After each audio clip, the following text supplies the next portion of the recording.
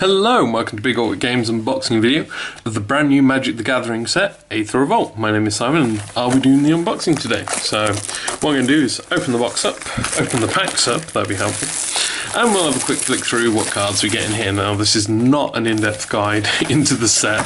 I'm by no measure an expert. In fact, I've barely even been playing Magic lately, unfortunately. There's so many card games to play. So this is more just a look through at what cards are interesting and exciting and cool to have a look at. This isn't, you know, strategic and in-depth or anything like that.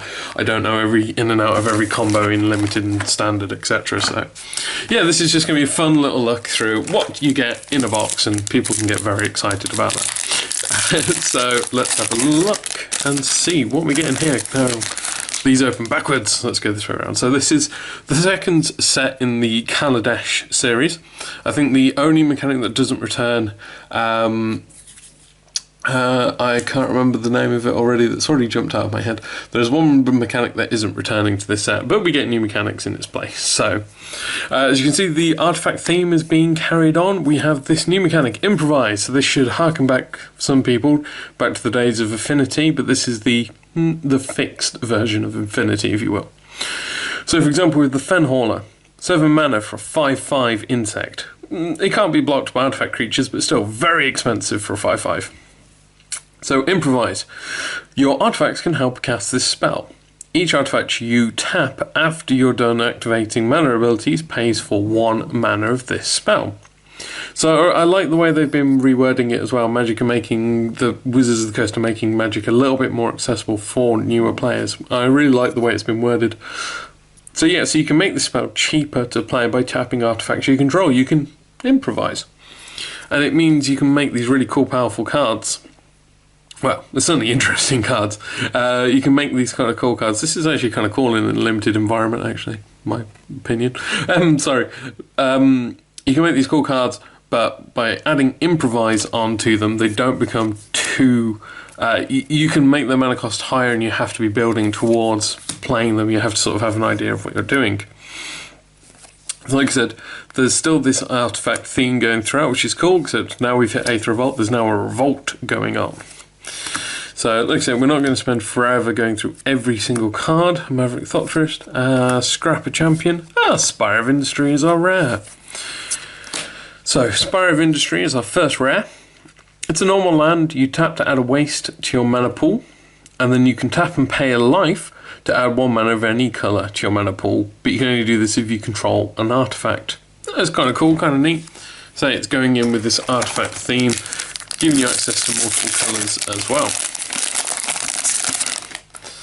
So we're going to flick through quite a few of these and only stop where I think we need to have a look. Especially with the commons, because obviously there'll be so many. Oh, the Implement series is cool. These are little, it's a cycle of 5 cards, 1 for each colour.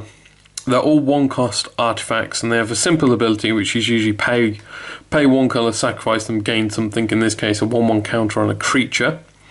And then when it's put from the graveyard to the battlefield, into a graveyard from the battlefield, you get to draw a card. And these are really good at just things like Improvise and stuff like that. They're good at just getting you a load of cheap cards, artifacts out. Prayer Pond's got a nice reprint with some cool artifact-based artwork. Gremlin Infestation. I like that one. We're fishing Greenwheel Liberator is our rare for the pack. So this one has the new mechanic Revolt.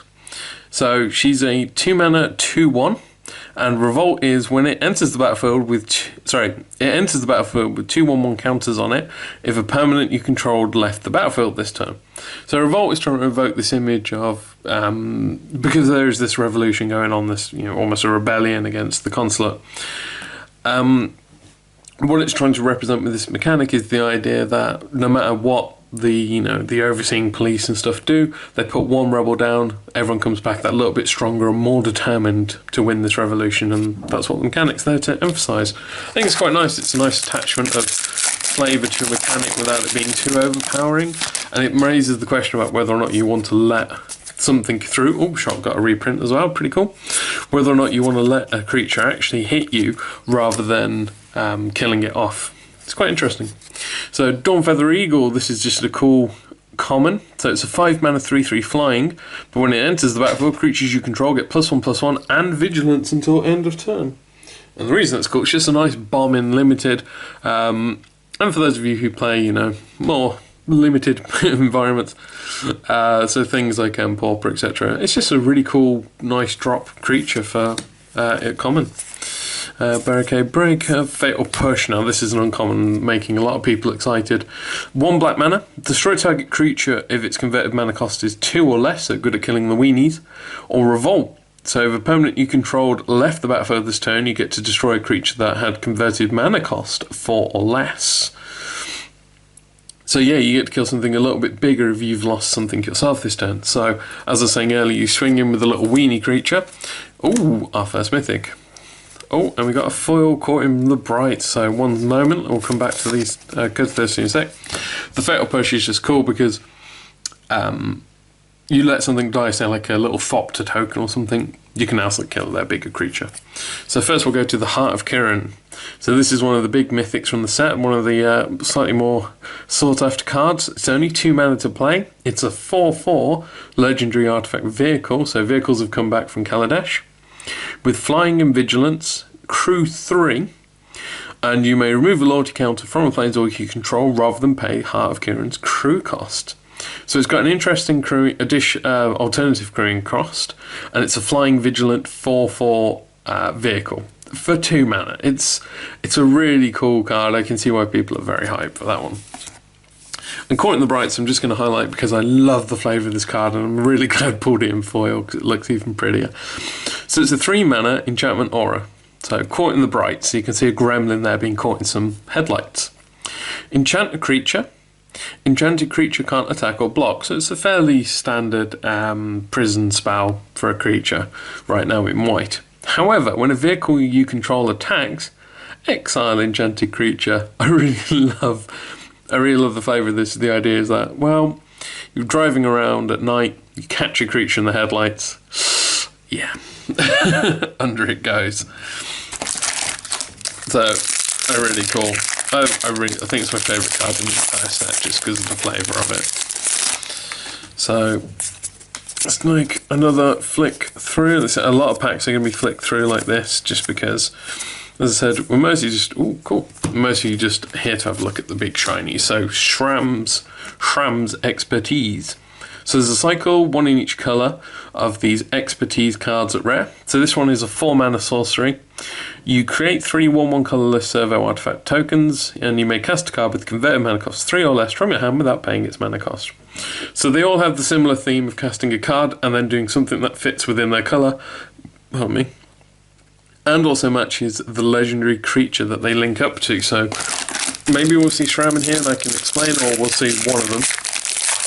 Because at rare there's a cycle, 1 in each colour, of legendary creatures, and they're going to be, assume they're going to be much beloved in Commander, because who doesn't love new legendary creatures for Commander?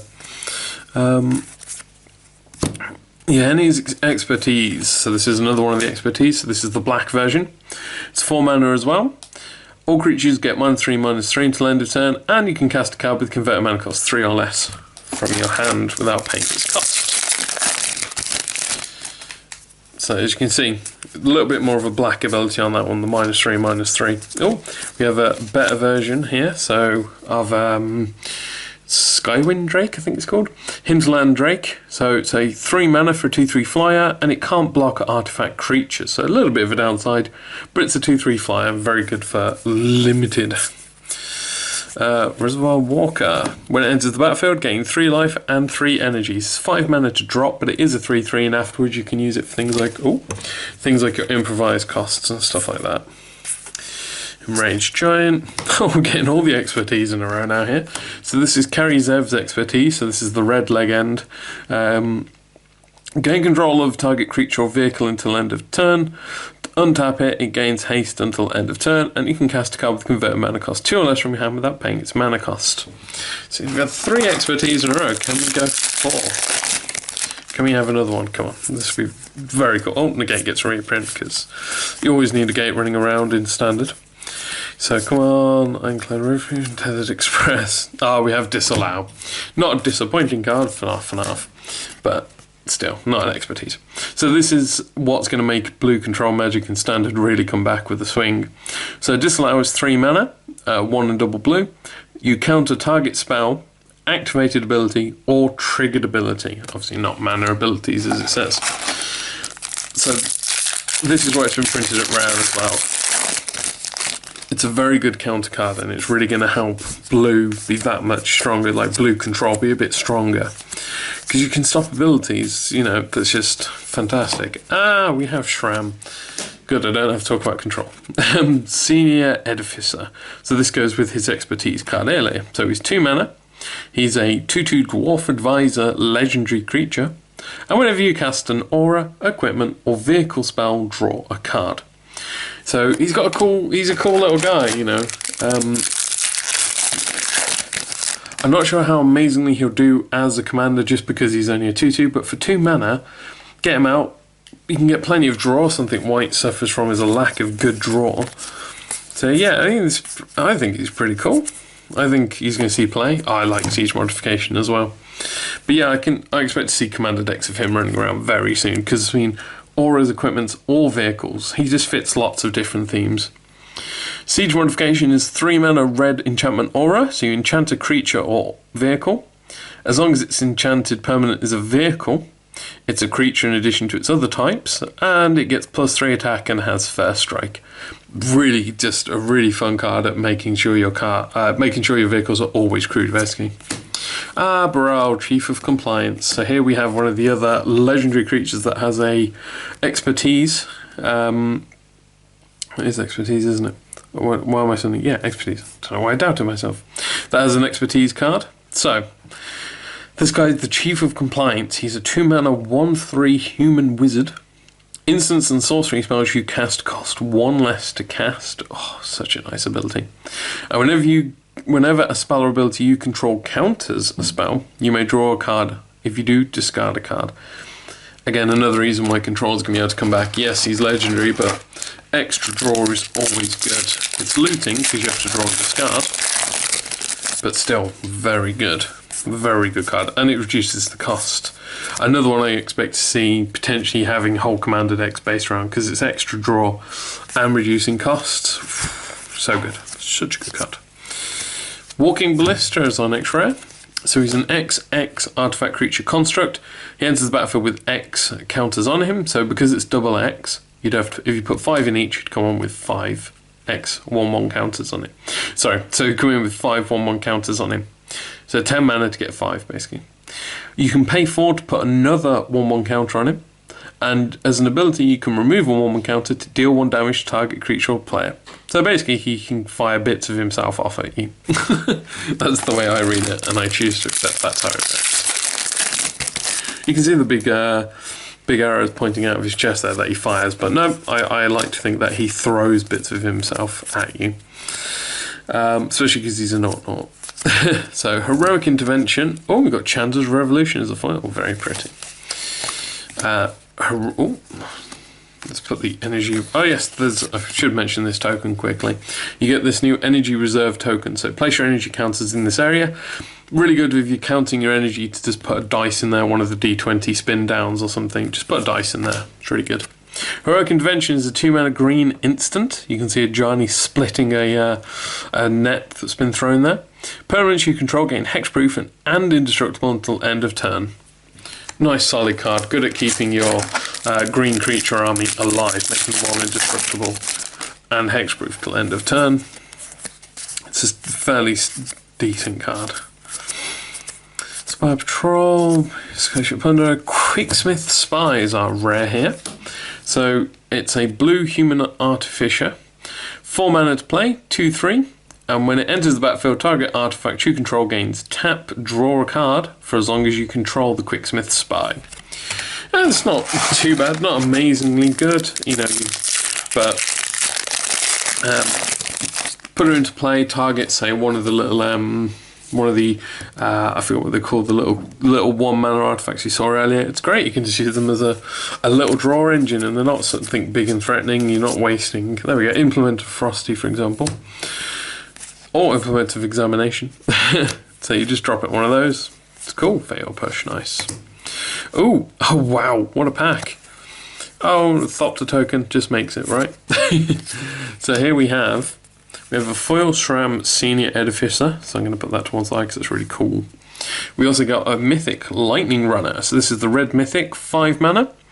It's a 2-2 with double strike and haste, which is not too bad. For 5 mana for a 2-2 seems bad so far. Whenever it attacks, you get 2 energy counters, and then if you pay, I think it's 2, 4, 6, 8, so yeah, if you pay 8 energy, then you may pay 8 energy, and if you do, untap all creatures you control, and after this phase there's an additional combat phase. So you need to use it in combination with other counter producers, other energy counting producing cards. But get up to that 8, swing with that, gain your second phase. Boom. Multiple attacks is a very red thing to do, and something I highly recommend doing because it's so much fun. Release the gremlins. So I like the look of the gremlins as well because they don't look like typical little gremlin. So XX red. Sorcery.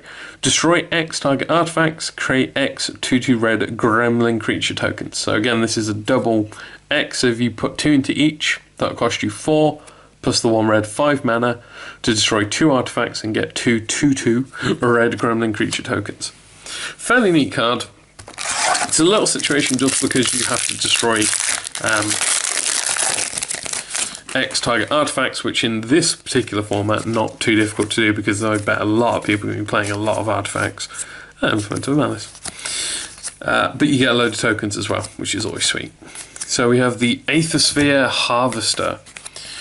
So I suppose okay, I keep calling it Aether. You can also call it Ether, but I always thought that ETHER is Ether and AETHER was Aether. So I'll call it both. We'll do both. So Aether Harvester is an artifact vehicle. It's a 3/5 flyer. When it enters the battlefield, you get 2 energy counters. Pay an energy to gain lifelink until end of turn, and it's got a crew of 1. So you can activate the lifelink ability twice already without having to produce any more energy. And it's fairly easy to crew, which a flying 3/5, you know, always a good thing to have, right? Watchful Automaton, hello. He's watching me from the top of the pack there. Feldark Guardian. This guy caused a bit of a stir right at the beginning. Because he is a 4 mana 1/4 creature cat beast. But the problem comes when you read his ability. When he enters the battlefield, you may exile another target permanent you control, then return that card to the battlefield under its owner's control. You basically blink something in and out. Doesn't seem too bad, right? The problem is there's a planeswalker from Kaladesh called Saheeli Rai, and she has the ability to create a token of something and give it haste. So the problem is you play Saheeli, play a Feldark Guardian, activate Saheeli's ability, make a token of the Guardian. That creates another Guardian which has an enter ability to blink a permanent you control. It now blinks Saheeli. Saheeli comes back. You can now do her ability again. Activate her ability, targeting the Guardian, make another token, blink Saheeli, infinite Feldark Guardians. So even though they're only a 1/4, so really tough defenders, but even though they're only a 1/4, you can make an infinite number of them in theory. So yes, you can see that's a bit of a nasty one. Nasty infinite combo in standard. So here we have, on a brighter note, the Oath of Ajani. So Oath is sworn, Ajani has sworn the oath to the Gatewatch, and this is his oath. Until all have found their place, I will keep watch. So he's 2 mana, legendary enchantment. Sorry, not artifact. So many artifacts in the set. When he enters the battlefield, put a 1/1 counter on each creature you control, and planeswalker spells you cast cost 1 less to cast. So he works with the white, with the greenie, white and the green for the pumping of the creatures, but it's only on a when it enters ability, so it's not always doing it. But still, distributing a load of 1/1 counters is cool. And it means you can play the other planeswalkers for cheaper, which fits in with the theme of what Ajani does, which is he's helped a lot of planeswalkers in the past. On a fun note, slight spoiler here for the storyline, but effectively what happens at the end of Aether Revolt is everyone goes, right, Nicol was behind everything in Tezzeret, blah blah blah. Let's go defeat him on the plain of Amonkhet. And Ajani goes, no, wait guys, wait. Just, you know, chill for a second. We need to go get some resources. I'll meet you all on Dominaria. We'll go and get some help and stuff, because Bolus is really tricky to beat. Trust me, I've done it before, tried to do it before. That's where his eye went. I believe. And he's like, everyone chill, man. You know, we'll go get some help. And Gideon goes, no, see you there, bye. And just shoots off to Amonkhet with everyone else to go and try and beat up Bolus. So I'm expecting another case of Ajani turning up at the end going, for God's sake, guys, and having to save the day. Elton Ball. Can't be blocked by creatures of the power of 2 or less. 4 mana, 4/4. Just a really cool little multicolour card for limited play. But yeah, I just like the idea of Johnny being like, guys, we'll go. It's like, it's okay, we've got this. We'll go get some help. We'll go, you know, build some power. We'll gather some resources. We'll go take on the most powerful dragon planeswalker in the galaxy. And then Gideon and everyone else goes, no, bye. I just like the idea of that. So anyway, here's Pier's Revolution. 3 mana enchantment. Whenever a non-token artifact is put into your graveyard from the battlefield, return that card to your hand unless target opponent has the Pier's Revolution, deal 3 damage to him or her. That really helps out with the fact that usually Red's problem is the fact that Red's problem is usually the fact that it runs out of resources really fast. So being able to regain things like resources, even if it's just artifacts, is something very useful for Red. So, and then it deals damage if they don't agree for you to get it down. So, for you to get it back. Sorry, I read Crackdown as I said that. Ooh, foil forest, pretty. So, Metallic Mimic, 2 mana artifact creature shapeshifter. It's a 2/1. When it enters the battlefield, choose a creature type. And then Metallic Mimic is the chosen type in addition to its other types.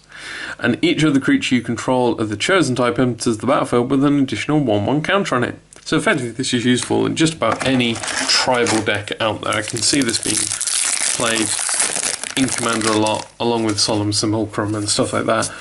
So yeah, it's a really nice Commander card to have, I feel, or tribal anyway, because it's a shapeshifter. Midnight Entourage is our rare, so this is a black rare. It's a 4 mana Aetherborn Rogue 3/3. Other Aetherborn. See, I'm even getting confused myself. Other Aetherborn you control get +1/+1, and whenever Midnight Entourage or another Aetherborn you control dies, you draw a card and you lose a life. A little bit of card draw. Downside, you're losing life. But he is a lord for the other Aetherborn, which very good, very cool. Shame is that outside of this set we're not going to see many, and many of them don't exist, unfortunately. It's always a shame, seeing there's so many different types that need lords, need that kind of buff, and they don't see it. Baral's Expertise. So I was hoping at least we'd see this. So 5 mana sorcery. Return up to 3 target artifacts and or creatures to their owner's hands. And you can cast a card with converted mana cost 4 or less for free. So a little bit of bounce, which is, I say little, 3 things that you can bounce, which is very much in blue's colour. And if you play this with Baral himself, it's only 4 mana. So a good way of clearing a board of potential threats, I guess. Or if your opponent's pumped up a load of counters onto a creature, you know, helps really deal with what blue can't deal with, which is permanents that are already on the board. They do tend to struggle a bit with that. Tezzeret's Touch. Aid from the Cowl. So, green rare, 5 mana enchantment, and Revolt. At the beginning of your end step, if a permanent you controlled left the battlefield this turn, reveal the top card of your library. If it's a permanent, put it into play on the battlefield, otherwise you may put it on the bottom of your library. Again, one of green's weaknesses is, I suppose, a lack of consistent draw. That just helps it out there. Because it's effectively a draw, or getting free stuff into play, which, you know, is something that green's been known to do, so. First Engineer, Mechanized Production, and we got oh wow, what a pack. Double Mythic, so we've got a foil, a Lightning Runner Mythic, and a Mechanized Production. This is quite a nice, quite a highly sought after card, because it's just a really cool alternative win condition. So it's 4 mana to play. It's an enchantment aura, so you enchant an artifact you control, and at the beginning of your upkeep, create a token that's a copy of the enchanted artifact. And if you control 8 or more artifacts with the same name as one another, you win the game. Boom. So like I said, alternative win condition. It's quite a fun way to do it as well. So you're getting the token, but it's not a legendary card, not a legendary enchantment, so you can have multiples out at the same time. So you can really focus the deck around the idea of creating it. The catch being it's 4 mana to play, and you're going to have to protect that card or multiple cards. But still, I think it's just really cool.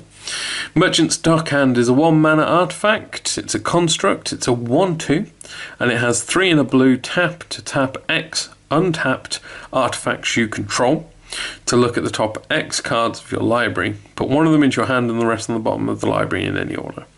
So effectively, it lets you filter through the top of the deck so you can guarantee what your next draw is going to be. Costs a chunk of mana to do that. That's the only downside. It does cost 4 mana to do, which is quite a hefty cost for filtering the top, and you have to tap down for it. Peace Walker Colossus, another very good card at the moment. 3 mana 6/6 artifact vehicle.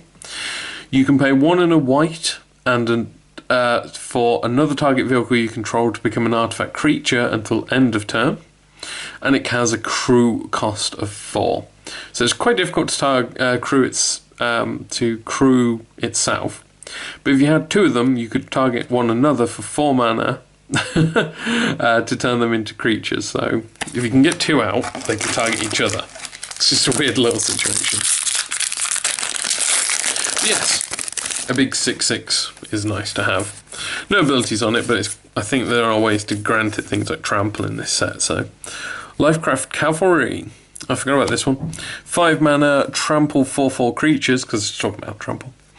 Revolt, it enters the battlefield with 2/1/1 counters on it if a permanent you controlled left the battlefield this turn, so it makes it a 6/6 trample for 4. Very good card for things like limited. Very good. So for the covering again, Kari Zev, Skyship Raider. So she's a 2 mana 1/3 human pirate, yar. Except she has a monkey, not a parrot. First strike Menace, and whenever she attacks, create a legendary 2/1 red monkey creature or token named Ragavan that's tapped and attacking, and exile at the end of combat. It's quite cool, very flavourful, nice pirate, and it's, you know, her monkey buddy attacks. Catch is, I don't think she's going to see play as a commander, and I can't really see her having much of a place in red decks, which is a shame. Her ability's not good enough for commander because of how big the format is, because of like all the big bombs and huge things people can do. So it's just a shame. Ooh, Battle at the Bridge and a foil, Hungry Flames. So it's a shame about that, but yeah, I like it because she's a flavourful pirate type card. So Battle at the Bridge is a black rare, X and black. It has Improvise, and target creature gets -X/-X until end of turn, and you gain X life. So very much like the original Tendrils card, but with an X in it. So, ooh, I like that, because the original version that's effectively copying is counted the number of swamps, but this time you can use things like artifacts to help you along. Very interesting card. You just have to have a bit of setup for it. Same with all the ones that use Improvise. Glint Sleeve Siphoner. So 2 mana black rare. Creature Human Rogue. She's a 2/1 menace. Whenever it attacks or enters the battlefield, you gain an energy counter. And at the beginning of your upkeep, you may pay 2 energy counters to draw a card and lose a life. So it's a slightly worse version of Bob. No, it fits in with previous cards that have done similar abilities in black. Black has this thing about being able to draw cards but at the cost of life. This one, you're only losing the 1 life, which isn't too much of a steep cost for drawing the extra card. The catch is those energy counters, so there's plenty of ways to generate energy counters though, so you just have to accept that loss of life. But for the extra draw, very much worth it most of the time. So, Scrap Trawler for our rare. Oh, we got a foil plane. It's very pretty. So Scrap Trawler is a 3-mana 3/2 artifact creature construct, and whenever it or another artifact you control is put into a graveyard from the battlefield, return to your hand target artifact card in your graveyard with the lesser converted mana cost. So if a 4-mana card goes in there, you get a 3-mana card, so on and so forth. I like Scrap Trawler in an artifact heavy deck. Very useful card to have, just for helping you recur artifacts back into your hand. I quite like him. I think he's going to go straight into one of my artifact commander decks. Green Belt Rampager. So it's a green card. Sorry, green elephant, I meant to say. For 1 green mana, it's a 3/4. When the Green Belt Rampager enters the battlefield, pay double energy. If you can't, return it to its owner's hand, but you get a green energy. So interesting, it has a cost, but it helps you pay for that cost if you can't. I really like it. It's effectively quite a cheap way to play it. And you can also use it as weirdly as a pseudo energy generator. You can pay 1 green, put it in. Oh no, I can't pay the energy, gain the energy. And then you could use that energy elsewhere, or play the rest of the energy producing cards, burn them all up, gain more energy. It's it's an interesting card. I like it. And if you can get it down for the 2 energy, boom, 3/4 straight into play. So Aether Mining. So it's a 2-mana creature dwarf scout, because of course dwarfs came back in Kaladesh. 3/1, and whenever it attacks, you gain 2 energy counters, and you can pay 2 energy counters and exile it to return it to the battlefield under its owner's control. So effectively what you can do is generate the energy token, you attack, get the energy tokens, your opponent then blocks, you can pay to exile it, you can blink it in and out. Or if they don't, then hey presto, you've got yourself a nice energy generator. So not too far from the bottom of the box now, with a nice couple of mythics, it's good. Yeheni Undying Partisan.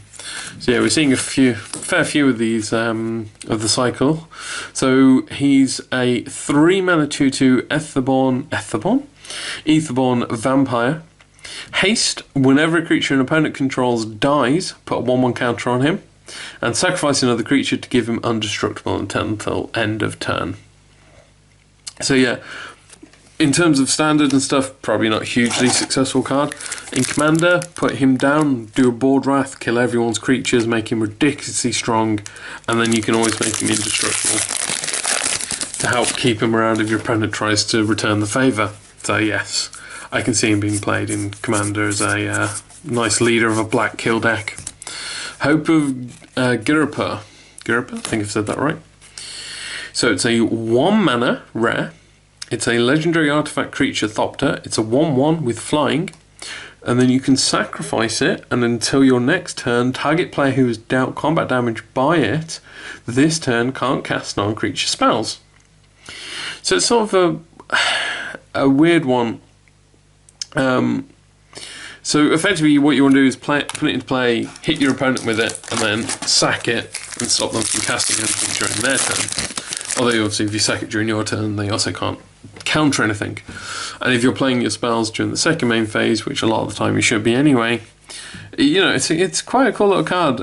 It just means your opponent has to block it effectively, and if they have to block it, you might be able to trigger Revolt because you've had a creature die.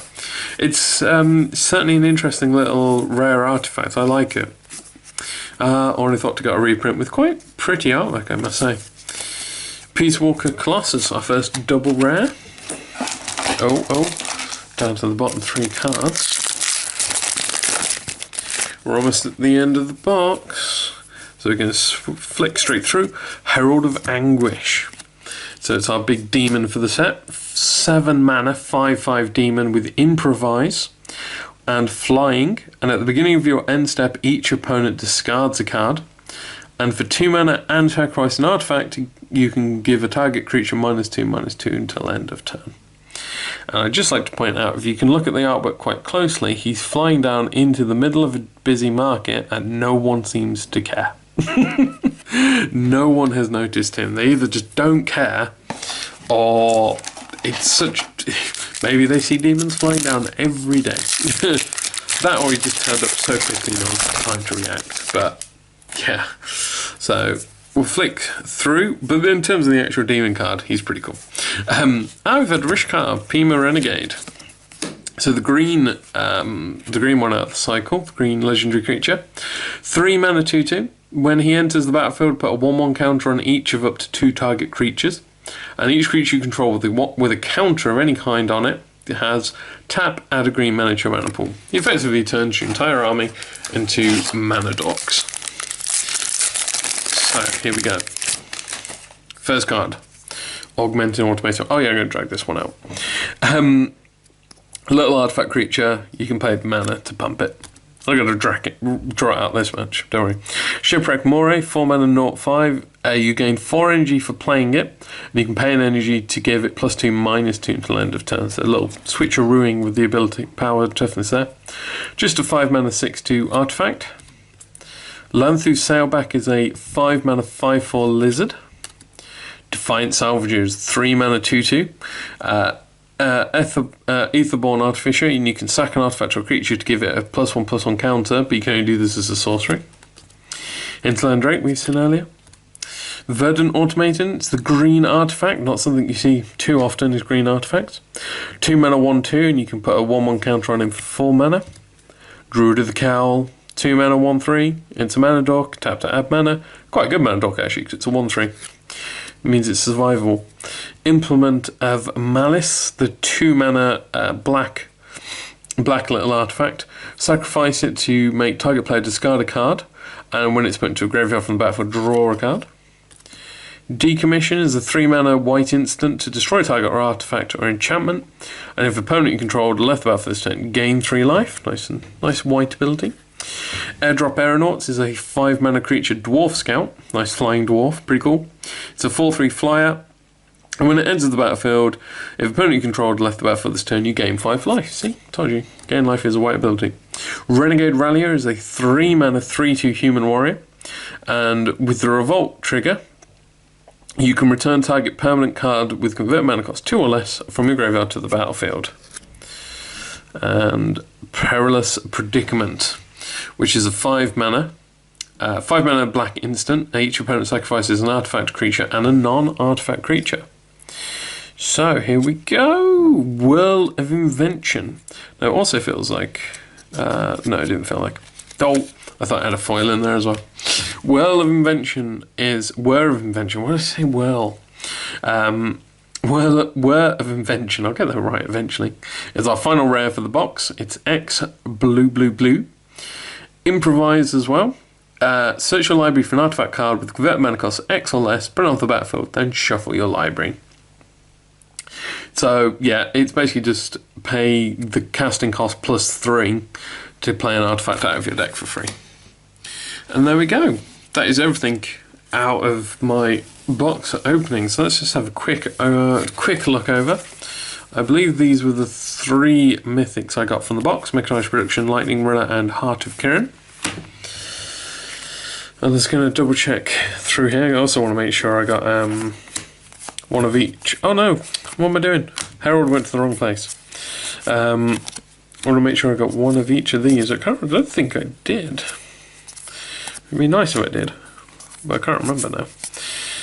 Oh, that's Browse Expertise. Got the Oath. Broke Intervention, Broral. Oh no, I did, didn't I? Shram. Yay, we got them all. And we got their expertise of a lot of them as well. I like when there's cycles. It's quite a nice little I know it's just quite a nice little touch to have this sort of thing, like to be able to have the card and to have their matching cards to go with it. Yeah, the only one missing was Rishkar's expertise. But yeah, so just a little fun thing for me to go through. So sorry, yeah, four mythics. Get that right. So yeah, the Demon Herald of Anguish, the Mechanized Production, Lightning Runner, and Heart of Kirin. Because there always has to be angels and demons in every set. It's the law. The only angel we didn't get was the Angel of Intervention, which is another mythic from the set. So there we go. So that is everything I got from the set. Aether Revolt's quite a cool set. It's definitely a continuation of Kaladesh. You definitely want some Kaladesh to support what you get in here. But it continues the fun theme that even though it's to do with the revolution, there's still quite a fun theme. It still feels quite light-hearted about a lot of it as well. Which is kind of morbid when you think about it, but but yeah, it's a good set. It seems fun. It seems enjoyable. The vehicles are still a good mechanic. There's a couple of cards which look backwards and seem to work well with Innistrad's cards, like the clue mechanic and things like that. There's also cards which look forward. There's the one which is Dark Intimation, which unfortunately we didn't see. I was hoping we would. Which interacts with when you play a Bolas Planeswalker spell, and as we know, Amonkhet is ruled by Nicol Bolas, and he was here as controlling Tezzeret, as he should. So it's quite a nice set. It's really cool. Apart from the fact that Wizards have put an infinite combo into it, and I believe there's another infinite combo available as well. Apart from doing those sorts of things. The limited environment looks like a really fun place. There's some cool cards for Commander in here. I think everyone's going to have fun with this set. So there we go. So remember, all the cards you've seen here today can be bought and sold as individual cards on our website, bigorbitcards.co.uk. Remember to like and subscribe. Check out my other videos coming up. I hope you've enjoyed watching, and I'll see you next time. Bye.